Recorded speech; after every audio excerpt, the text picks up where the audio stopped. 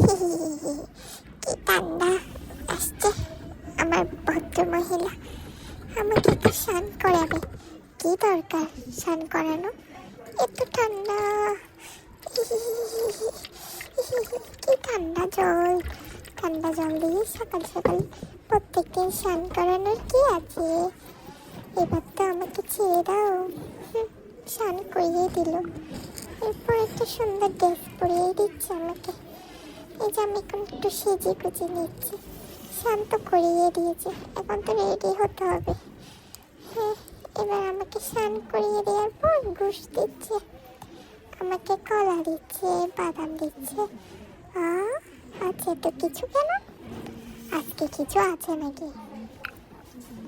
আজকে মায়ের জন্মদিন নাকি? না, আজ তো কিছু না, হয়তো বাবা এনেছে।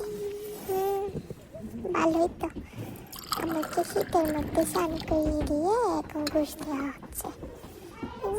খাইয়ে দিচ্ছে।